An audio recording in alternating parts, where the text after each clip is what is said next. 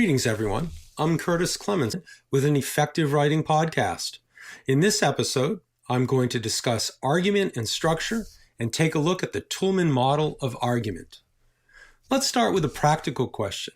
What exactly is meant by argument? For some, the word argument conjures up a heated verbal disagreement between two people, replete with shouting and arm-waving and general unpleasantness. We've all had those kinds of arguments.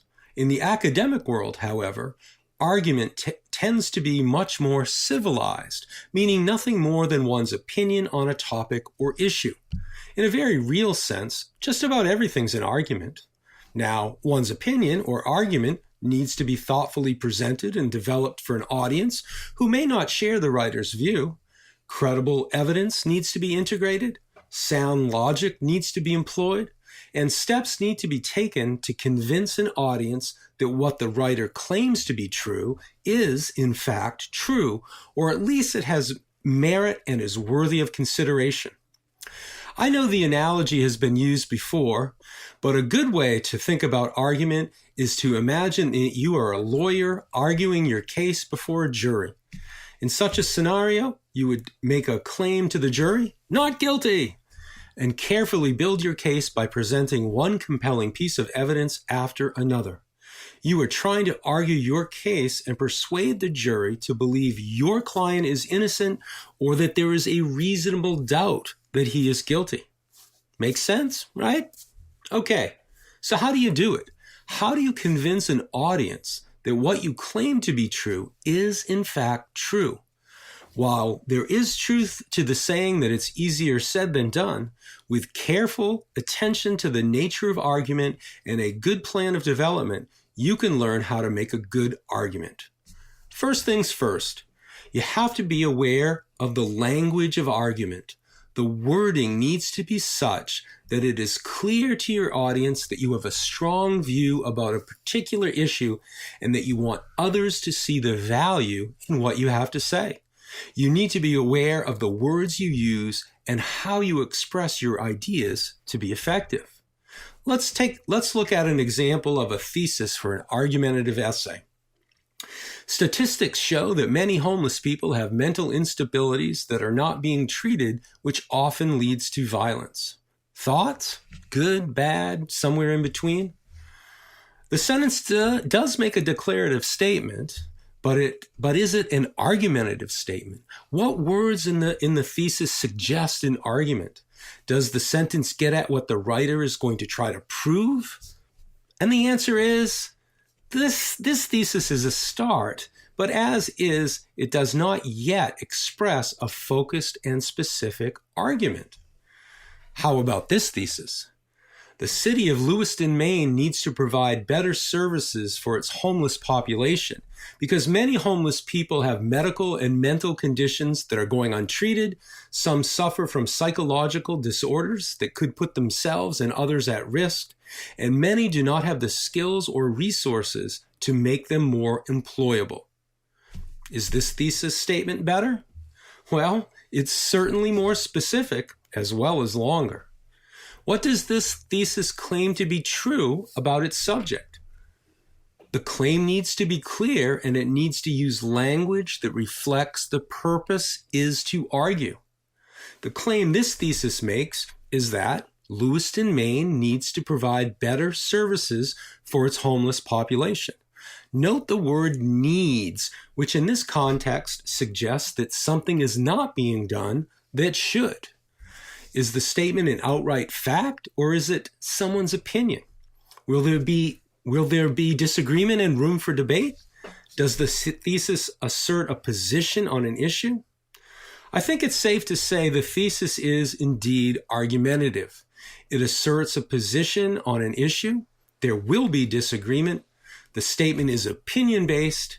It's a thesis that clearly reflects its argumentative purpose. Okay, so let's talk about how to put together an argument. A variety of structural models exist, such as the classical argument, Rogerian argument, and the Toulmin model of argument. In this podcast, I'm going to focus on the practical aspects of the Toulmin model of argument. What the Toulmin model affords the writer is a framework for constructing and examining an argument. The Toulmin model has three essential parts: the claim, the grounds, and warrants. There are more complicated renditions of the Toulmin model, but I want to focus only on these essential parts.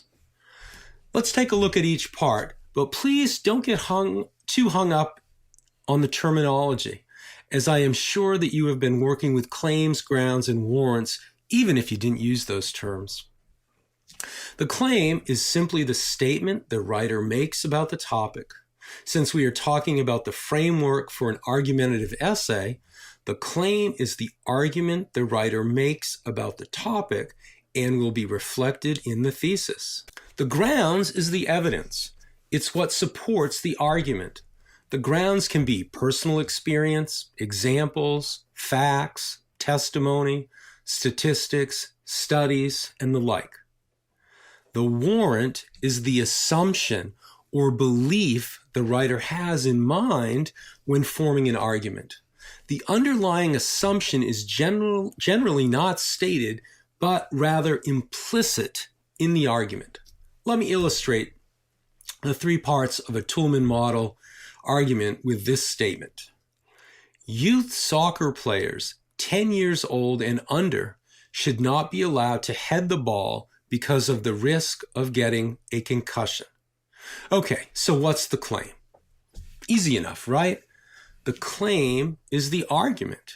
In this example, the argument is that youth soccer players 10 years old or under should not be allowed to head the ball. So what's the grounds or evidence? The claim is that soccer players 10 years old and under should not be allowed to head the ball, and the reason for this view, the grounds, is because of the risk of getting a concussion. And what about the underlying assumption or the warrant? Remember, the warrant is usually not an expressed part of the argument, but it is the underlying basis of the argument. In this example, certainly an underlying assumption the writer has is that people are concerned about the safety of children playing youth soccer and perhaps youth sports in general. Make sense? Let's look at another example. Here's a thesis from earlier in this podcast. The city of Lewiston, Maine needs to provide better services for its homeless population because many homeless people have medical and mental conditions that are going untreated.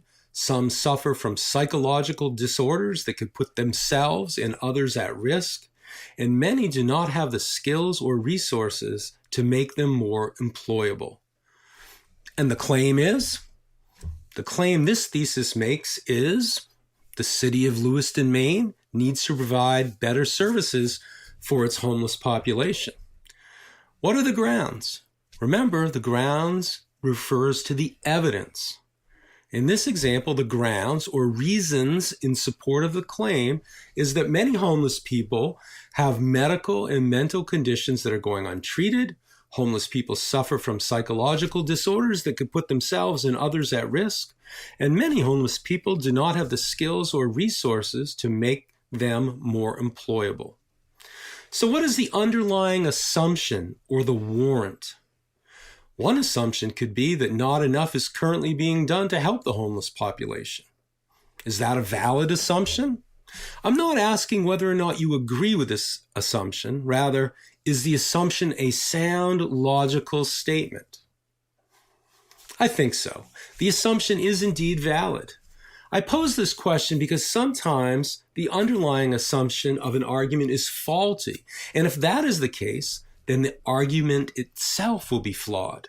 For example, let's say you're having a conversation with a coworker who tells you about an article he read in the newspaper about solar power. Your coworker scoffs at the idea of solar power, something he dubs tree hugger technology.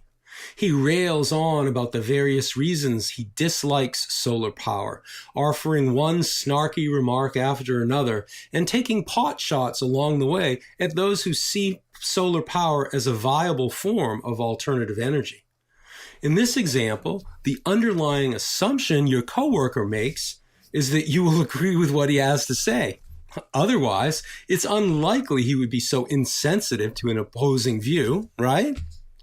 I'm sure all of you have had a similar experience in which someone expresses a view on a topic in a way that assumes you share that someone's view.